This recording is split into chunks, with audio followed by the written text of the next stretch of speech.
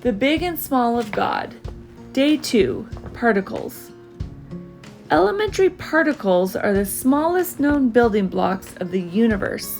They have no internal structure, which means they have 0 dimensional points that take up no space. This is the foundational fabric of all matter. Everything we can see and touch is made of matter. It is all the stuff of the universe. Things that are not made of matter include energy and ideas like peace and love. Particles are so small that you would have to put about 100,000 particles in a line to equal the width of a human hair. Matter exists in 3 states: solid, liquid, or gas. In each of these states, particles are arranged and move differently.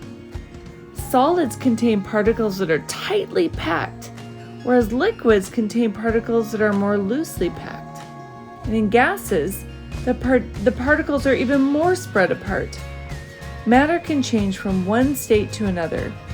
When solids change to liquids, the particles become more loosely packed in relation to one another.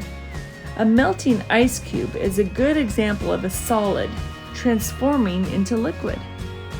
When liquid changes to gases, the particles become even more loosely packed. We see this when steam rises from boiling water. For this change, it takes energy to move matter from one state to another. Heat must be applied to change solid to liquid and liquid to gas. The opposite is also true. To change liquid into a solid, energy must be removed. When particles become cold, they move together and form a solid like ice. Even though they're minute, particles form all that we can see and touch. Reflections. What happens when you think about the smallest building blocks of our universe, the tiny particles found across history and space?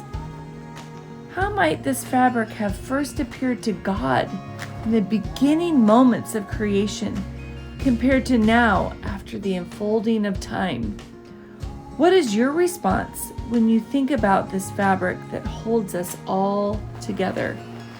Let's read Psalm 90, 1 through 2. Lord, you have been our dwelling place throughout all generations. Before the mountains were born, or you brought forth the whole world, from everlasting to everlasting, you are God. Psalm 90, 1 through 2.